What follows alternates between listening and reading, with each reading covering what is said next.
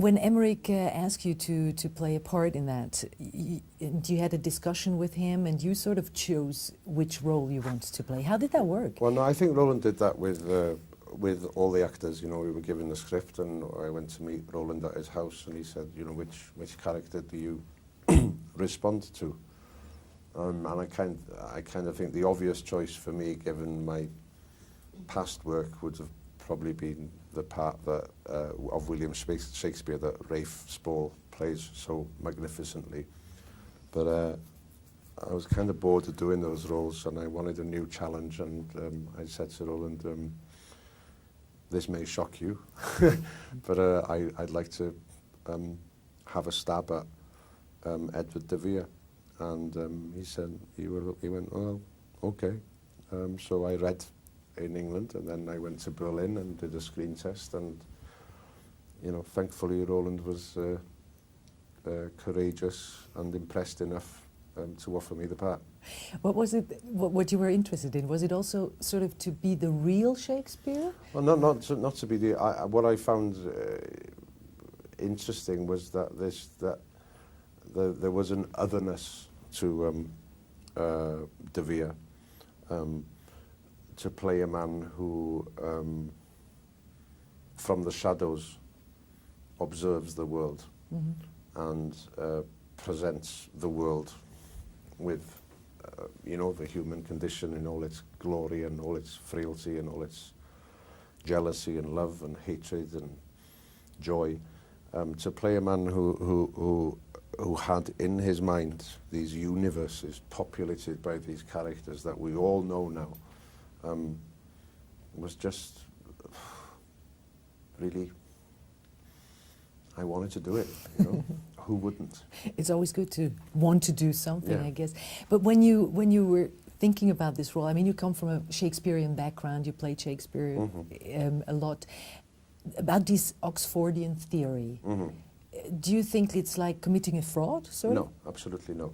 I was, every British actor is aware of the fact, and I became, in researching this, I wasn't necessarily aware of the Oxfordian theory, but I was always aware that the authorship was in question. There is very, very, very little evidence to prove that anyone wrote these plays. Let's be straight about that. You know, the body of evidence surrounding William Shakespeare of Stratford is very slim. There are 3 signatures. It is not enough for me to hail him as the author. So then I think it's our duty as actors and as directors and as scholars and as academics and as members of the audience to ask the question, who may have written these works? And in reading about Edward de Vere's life, it became eerily apparent to me that he is a very, very valid candidate. And for my money, a more valid candidate than William of Stratford. But it's not enough for me to say convincingly that it was him. But I think we owe it to the author, whoever he, she, or they may be, to ask this question. What we have left is an extraordinary body of work. And I think in asking that question, all we can do is celebrate this beautiful, beautiful, beautiful thing that one person, or many, has given to mankind.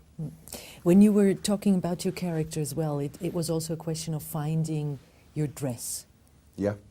Yeah, well, you know, Roland and I talked on many levels, you know, but of course you have to talk about how someone looks, and Roland had a very clear idea from very early on, and we know this from Edward de Vere's life. He was very well travelled.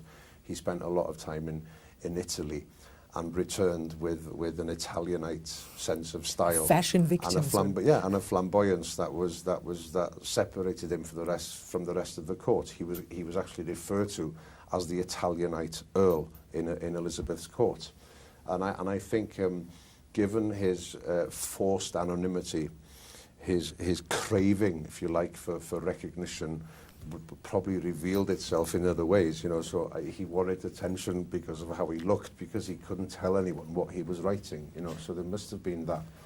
And then so Roland would say to me, Karl Lagerfeld, you know, and there is a kind of Lagerfeldian high-collared kind of stature to him, but I wanted to bring something of David Bowie's smoky, ziggy eyes, you know, this man who is searching the room for words or ideas, you know, so he's kind of an amalgamation of those two images. I think so too. Thank you so much. Yeah, he's like Lady Gaga with a willy. That's a good one. Thank you. All right, cheers. Thank you. Have a good time here in Zurich. Thanks so much. Like